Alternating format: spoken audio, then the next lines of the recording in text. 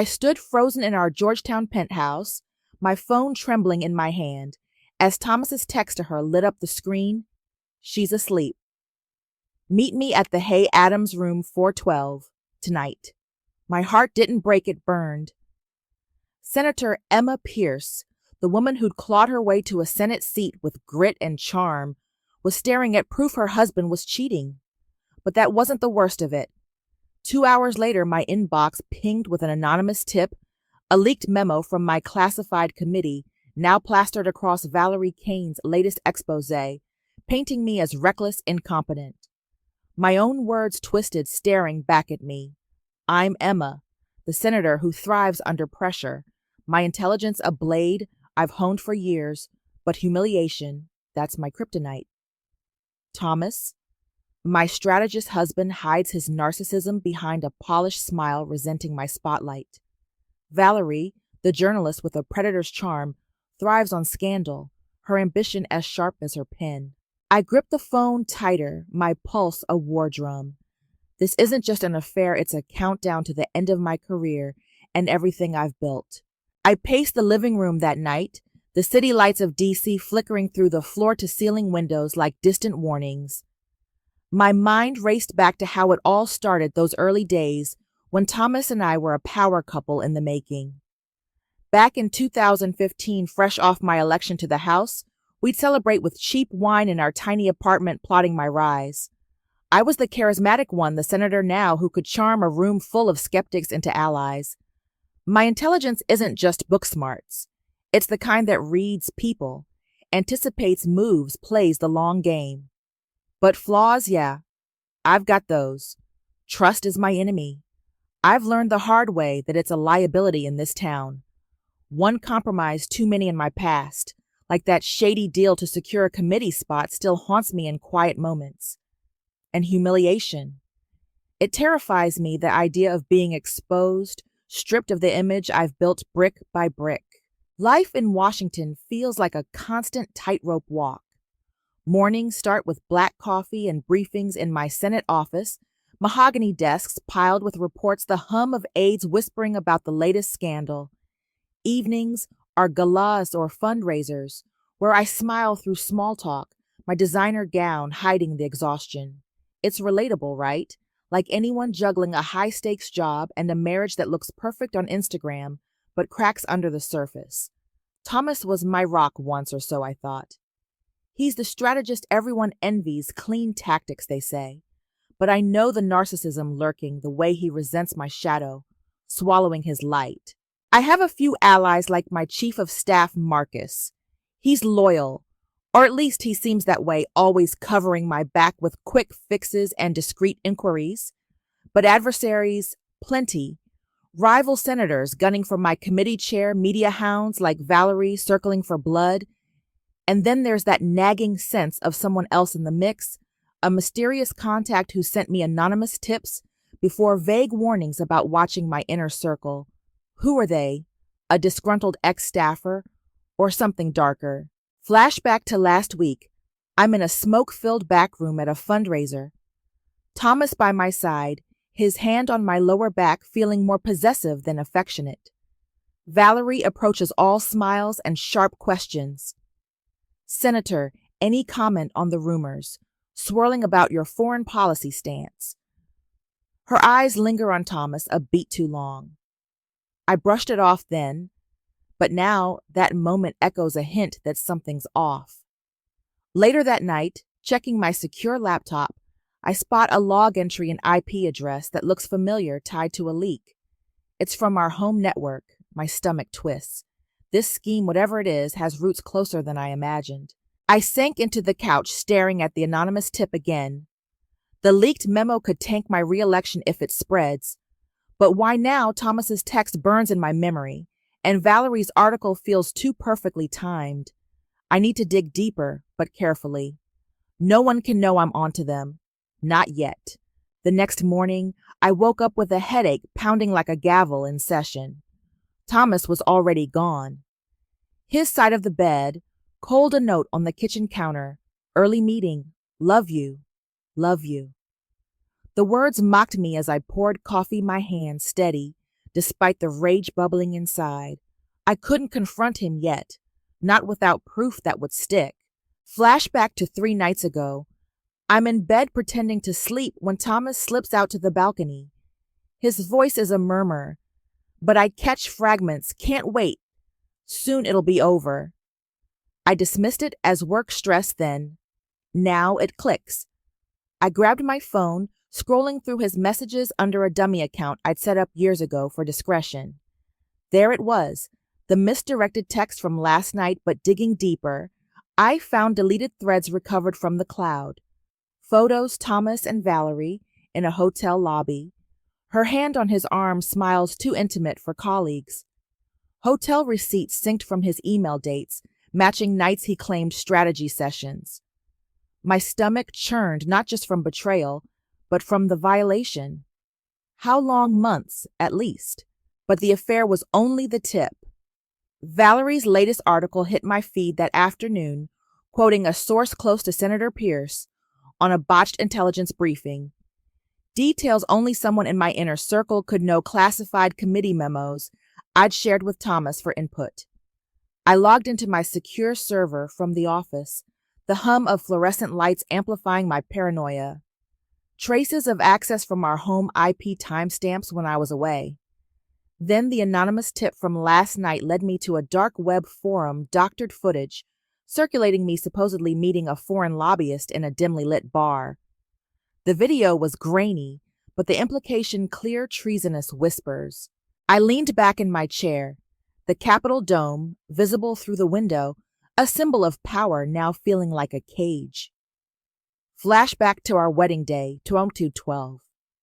Thomas vowing forever in front of DC's elite, his eyes full of ambition we shared. Now that ambition had turned poison. I hacked into his personal Dropbox, easy since he used our anniversary as the password.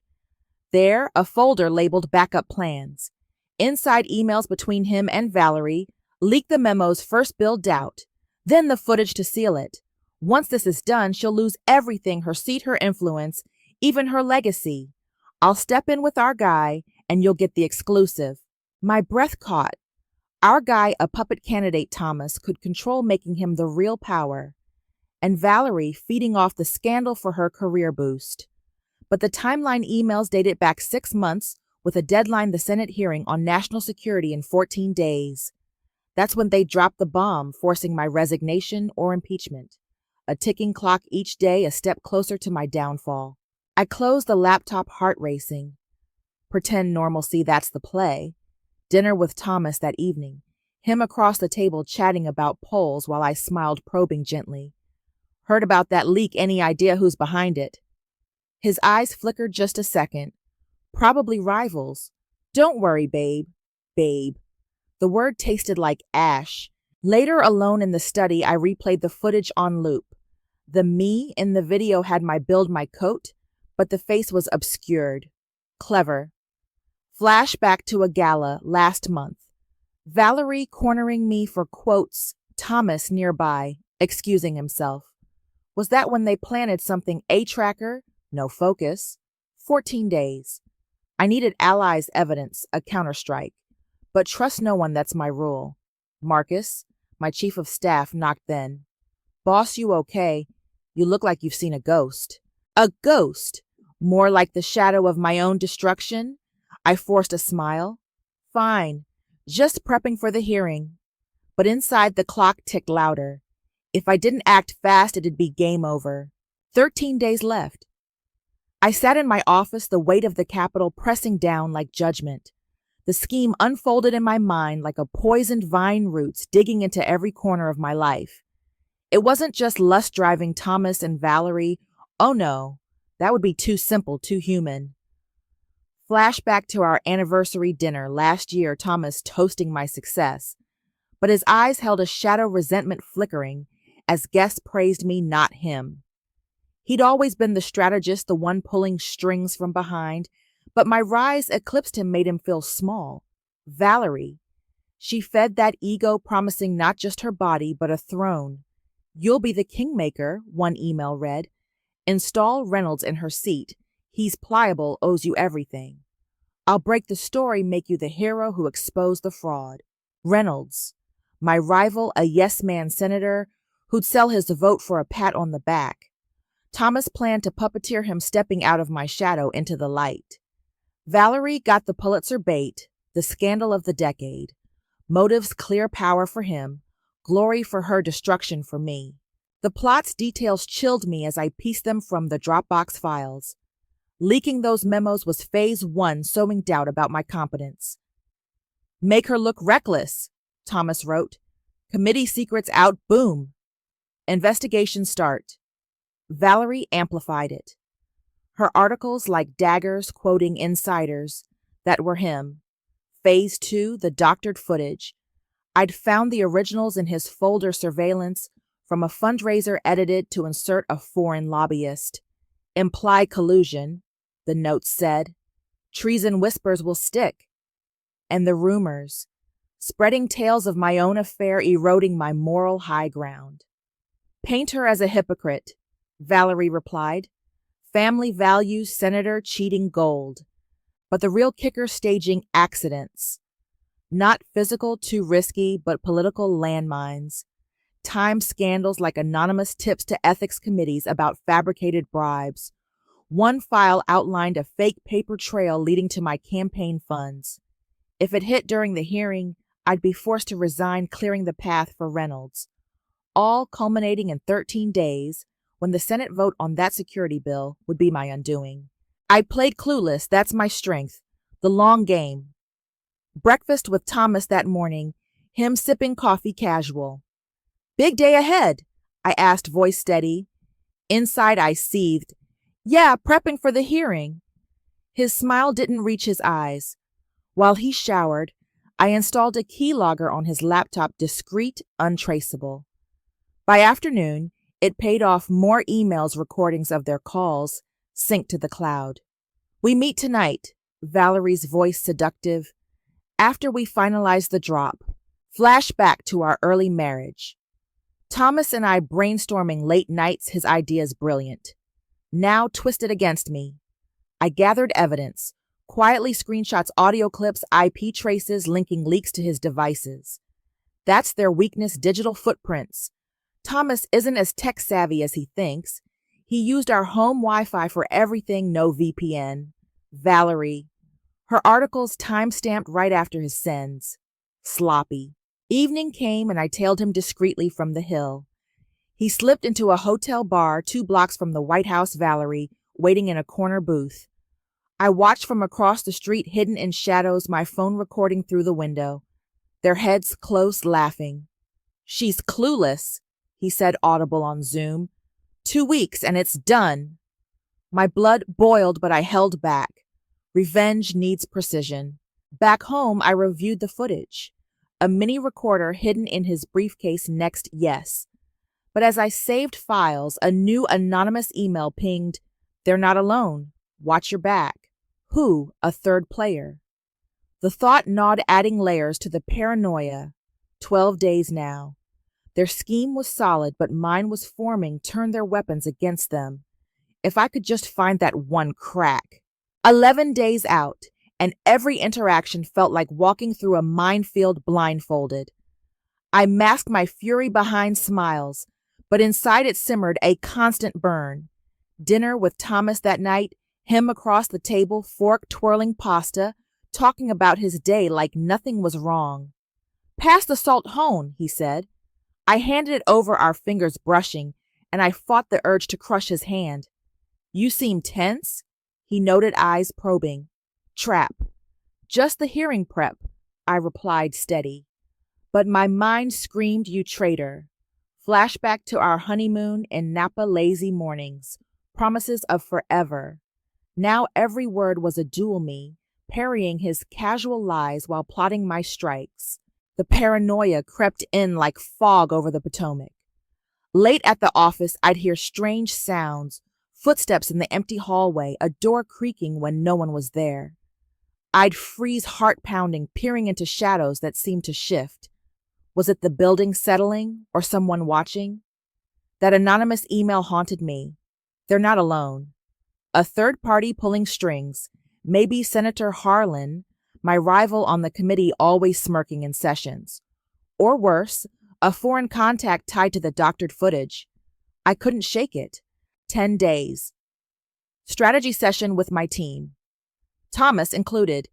He presented slides on poll numbers, his voice smooth, but I caught the glances toward his phone. Valerie texting. I nodded along, recording the meeting secretly via my watch app. Later, reviewing it alone, his words echoed hollow. Flashback to last year's campaign trail, U.S. rallying crowds together, his arm around me feeling protective. Now it was all facade. I dug deeper into the Dropbox, finding a subfolder communications with an unknown email cryptic. Proceed as planned. Reynolds is ready. Who was this not Valerie's style? The third player feeding Thomas intel? The tension built relentless. 9 days. A fundraiser, gala chandeliers, glittering political chatter, a low hum. Thomas by my side, schmoozing donors. Valerie across the room, her dress red like blood eyes locking on him. I sipped champagne, stomach twisting. Great speech, Senator. She approached, smiled predatory. Duel time. Thanks. Your articles have been insightful. Her laugh tinkling. Always digging for truth. I wanted to slap her, but instead, keep digging. You might find surprises. Her eyes narrowed just a flicker. Good. Plant doubt. Back home alone in the study, the clock ticked louder in my head. I paced shadows from the desk lamp stretching like fingers. A blurred figure outside the window. I blinked. It was gone. Paranoia, or real flashback to my first big compromise, trading a vote for support, the guilt still gnawing, now amplified by betrayal. I compiled more evidence. Call logs, bank transfers to an offshore account in Thomas's name, small but suspicious. Weakness his finances. Valerie's too, her editor's emails hinting at ethical lines crossed. 8 days. Another anonymous envelope arrived at my office, no postmark. Inside a printout, chat logs between Thomas and the unknown, mentioning the asset inside. Asset someone in my staff. Marcus trust fractured further. I confronted no one, but watched everyone. Meetings became interrogations in disguise, every pause suspect. The emotional torment clawed at me, sleepless nights, replaying their affair in my mind, the intimacy I'd lost. Obsession grew revenge fantasies, whispering, make them pay. 7 days. The hearing loomed, their final strike, but I had recordings now, IP proofs enough to turn the tide. Yet the third party nagged, a ghost in the machine. A late night call to a burner phone. Who are you? No answer, just breathing. Then click. Chills ran down my spine. The game was shifting, urgency spiking. If I didn't unmask this shadow soon, my counter might crumble. Flashback to Thomas's proposal on one knee, eyes sincere. Lies, all lies. The countdown pressed on each tick, a step toward confrontation or my end. 6 days vanished like smoke, and suddenly it was hearing day. The Senate chamber buzzed with anticipation, cameras rolling, the nation's eyes on us. I sat at the witness table, notes in hand, but my real script was etched in my mind. Thomas was in the audience, row 3, his suit crisp, a smug tilt to his mouth. Valerie perched in the press box, notebook ready, her expression hungry for the kill. They thought today was my end. The leaks would crest, the footage drop anonymously to networks, forcing questions I couldn't answer. But I'd prepared. Flashback to last night alone. In the study, shadows dancing from the lamp, I finalized my evidence packet. IP traces, recordings, emails, all backed up on a secure drive. The anonymous envelope's warning echoed, they're not alone. But no time for ghosts now. The chairman called order gavel, echoing like a heartbeat. Questions started, routine policy, security bill details. Then Senator Harlan, my suspected rival, leaned in. Senator Pierce, regarding recent leaks from your committee, care to comment on allegations of recklessness? Trap sprung. Murmurs rippled. Thomas shifted, eyes gleaming. Valerie typed furiously. I paused, letting silence build, then smiled. Yes, I'd love to comment. But first, let's address the source. I signaled my aide Marcus Still Trusted for now, who distributed folders to the committee. What you're seeing are trace digital footprints. The leaks originated from an IP address tied to my home network.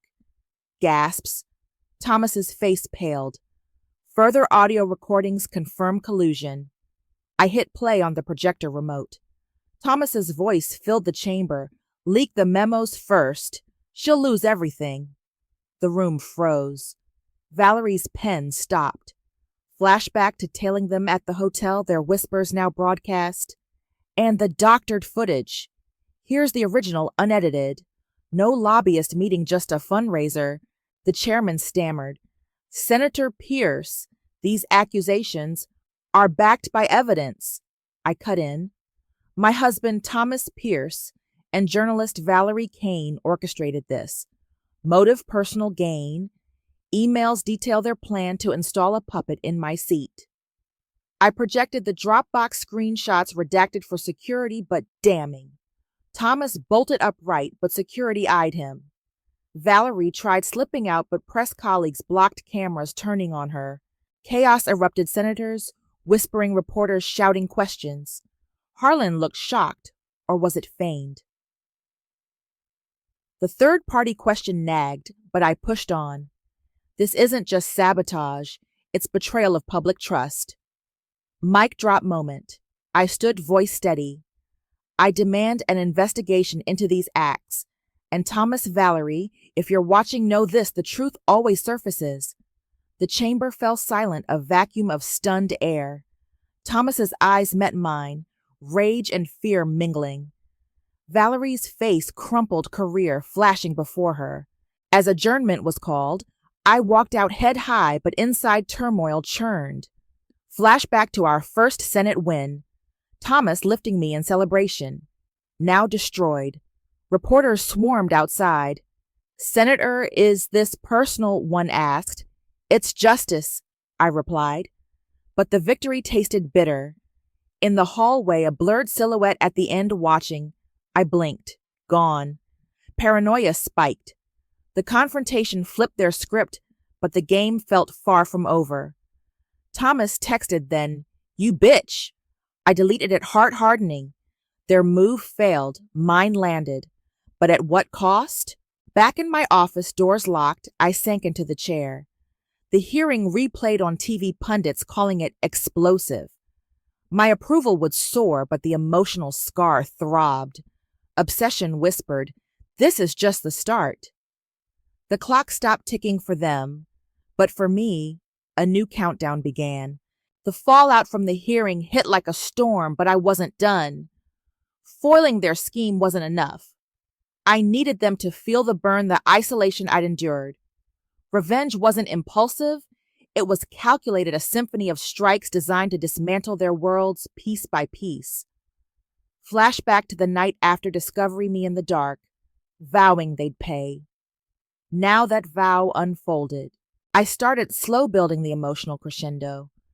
My days were a blur of Senate duties and secret plotting, the obsession growing like a shadow in my mind. First, Valerie's professional life. She thrived on breaking stories, her ambition a sharp edge. Using a public library computer untraceable, I crafted an anonymous email to her editor. Serious ethics violation. Valerie Kane, entangled with political source Thomas Pierce. Attached audio proves collusion in fabricated leaks. The clips were gold, their voices plotting her, giggling about taking down the senator. No mention of the affair yet. That was ammunition for later. Sent at midnight, I imagined her waking to chaos. By morning, the tip landed. Her editor hauled her in for a meeting. I had a contact in the newsroom, discreet, owed me a favor, who texted, "She's suspended pending review." Perfect. But I escalated. Tips to competing outlets. Scandal at the Journal-Star reporter compromises integrity for insider access. Articles sprouted like weeds, dissecting her past pieces for bias. Social media ignited former colleagues piling on with doubts.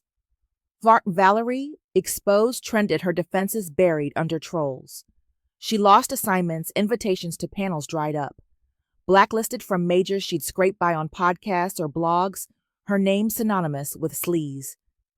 The psychological toll, I pictured her alone in her apartment, staring at the ceiling, doubt creeping in like the strange creaks I'd heard in my own home. Thomas was next his turn to unravel. His narcissism fed on control finances his fortress. Those offshore accounts in the Dropbox sloppy trails of consulting fees. I anonymized a report to the IRS, suspected evasion by Thomas Pierce. Cayman Islands transfers evidence attached. Bank statements timestamps matching his leaks. Auditors would descend, freezing assets demanding audits. He'd sweat through interrogations, his polished facade cracking. But isolation was key. His network of allies, donors, operatives I targeted with precision. Plain envelopes, no return address, postmarked from random states. Inside each, a tailored confession. To a major donor, Thomas admits manipulating campaigns for personal gain, quotes from his own emails. Partial truths twisted to imply betrayal. I used your funds to fund leaks against my wife. One ally confronted him over lunch. I had the restaurant bugged via a planted device. You're done, Tom. Radioactive. Calls poured in, partnerships severed. He came home ranting about smear campaigns, oblivious to my role. I nodded sympathetically, inside reveling. The psychological horror, layered on eerie and unrelenting, evoking the torment I'd felt. Gifts to start subtle reminders of their sins. For Valerie, a courier delivered a replica of the necklace Thomas gifted her, per their texts. Box unmarked, note inside, from our special night. She freaked, calling him at 2 a.m. I intercepted the voicemail. Someone's toying with us. For Thomas, a bottle of the wine they shared at their first rendezvous left at his office. Label to better days. He poured it down the sink, but the seed was planted, paranoia blooming. Text amplified the unease. Spoofed numbers, time for vulnerability. To Valerie at dawn, she'll lose everything, your words haunt you now. She'd jolt awake, room shadows twisting into shapes. To Thomas during meetings, kingmaker try pawn. He'd check his phone, face draining color. Flashback to my own nights, blurred figures outside windows, unexplained noises echoing. Now I orchestrated theirs. Hired shadows professionals, nondescript, lingering near her stoop or his car. Not approaching, just visible under streetlights, vanishing when pursued. Valerie reported a stalker to cops. They found nothing, labeling her hysterical. Thomas beefed up home security cameras, catching only empty streets. But sleep evaded him, dark circles deepening. My obsession deepened with each move, the emotional buildup a tidal wave. Mornings, in the mirror, I'd see a colder version of myself, eyes sharper, smiles rarer. The trauma replayed betrayal's sting, humiliation's fear. Revenge healed fragments, but scarred deeper. Marcus pulled me aside. Emma, you're pushing too hard. Take a breath. I brushed it off. This is Washington, no breaks. But inside, doubt festered. That third-party email, the game evolves. Traces led nowhere, a ghost taunting. Escalation peaked midweek. For Valerie, I dropped the affair bomb tips to tabloids. Journalist in bed with married strategist photos attached. Blurry shots from my tailing, enough to scandalize. Her editor fired her outright, citing irreparable damage. She lashed out, publicly denying, but damage done. Thomastar leaked his clean tactics myth. Anonymous docs showing past manipulations. Clients fled his firm, sidelined him. He confronted me at home. This is you, isn't it? I feigned innocence, paranoid much, but his eyes knew. Psych warfare intensified. Anonymous calls, breathing on the line, then a whisper, their own quotes played back. Valerie moved apartments. Thomas suggested couples therapy, ironic. A final gift to both, matching envelopes with a photo of them kissing, altered slightly, faces blurred but identifiable. Note, pieces on the board. They turned on each other, accusations flying in recorded calls. You ruined us. The plan culminated at a low point for them. Valerie jobless, drinking alone. Thomas subpoenaed allies gone. My approval ratings climbed, but victory tasted metallic. Obsession lingered a psychological specter. Nights I'd hear footsteps in empty rooms, my own mind playing tricks. Flashback to happier times. Thomas's laugh genuine. Now echoes. Revenge weaponized their scheme against them. Finances in ruins, reputations, ashes, networks vapor. But as I stared out at DC's lights, a chill settled. Was this win or just another layer of torment? As the dust settled, their reactions were a spectacle of collapse. Valerie, once poised and predatory, spiraled first. Jobless and shunned, she lashed out on social media, accusing shadowy forces of sabotage, ironic given her playbook. But cracks showed frantic calls to old contacts begging for gigs only to be ghosted. Thomas fared no better. Subpoenaed by the IRS, his accounts frozen, he turned desperate pleading with former allies who now avoided him like plague. At home, our interactions devolved into cold silences, him packing bags one night, muttering betrayal. They turned on each other, viciously recorded arguments, where she blamed him for the leaks. He called her an opportunist. "You used me," she screamed in one voicemail. Alliances shattered. They were islands in ruin. Then the mysterious accident. Weeks later, as things quieted, news broke Valerie's car swerved off a DC road late at night. Minor crash but totaled. She claimed a shadow figure darted out, but no witnesses. Police ruled fatigue. Thomas A. Sudden data breach at his firm exposing client secrets, not his, but enough to bury remnants of his career. Fate. Or my lingering hand. I watched from afar, expression neutral, but inside a twinge of uncertainty. Did I orchestrate it? The line blurred in my obsession. Their losses mounted, everything gone, echoes of my pain. But as I stared at the Capitol, victory felt pyrrhic. Months passed, and on the surface I'd won. My Senate seat, secure approval ratings at all-time highs, invitations to every power lunch in D.C. Colleagues clapped me on the back, calling me unbreakable. But inside, peace shattered like glass underfoot. Nights stretched endless sleep, a stranger. I'd stare at the ceiling, replaying every betrayal, every strike I'd launched. The obsession didn't fade with victory. It morphed a constant whisper, doubting everyone. Marcus's casual questions felt like probes. Allies' smiles hid agendas. Trust already fragile evaporated. I was colder now, calculations replacing warmth. Flashback to pre-affair days, lazy Sundays with Thomas coffee in bed, laughter genuine. Now echoes mocked me. I'd achieved revenge, but lost myself haunted by compromises, old and new humiliation, dodged but internalized. Forever changed, a shell of the woman who'd believed in partnerships. Divorce papers served, Thomas vanished to some consulting gig in obscurity.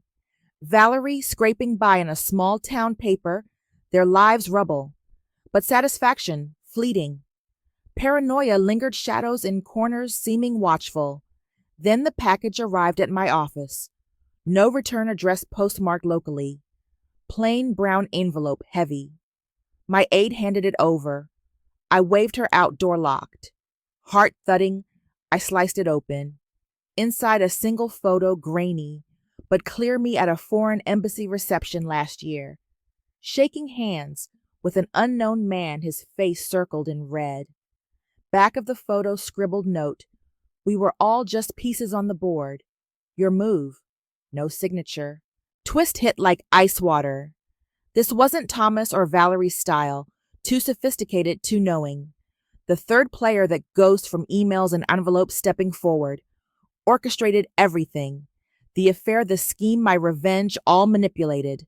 Flashback to the first anonymous tip guiding me to their betrayal, breadcrumbs, leading to my win. Why to harden me, isolate me further, or set up a bigger fall? The man in the photo, vague memory, a diplomat, but implications screamed collusion, the very accusation they'd faked against me. Proof fabricated, or real. My hands shook, mind racing through connections. Harlan, a foreign agent. The asset mentioned in chats. I paced the office photo, clutched the Capitol dome, mocking through the window. Emotional torment, piqued rage at being played, fear of exposure anew. Obsession reignited hotter. I dig unmask this puppet master, but at what cost? More isolation, deeper scars.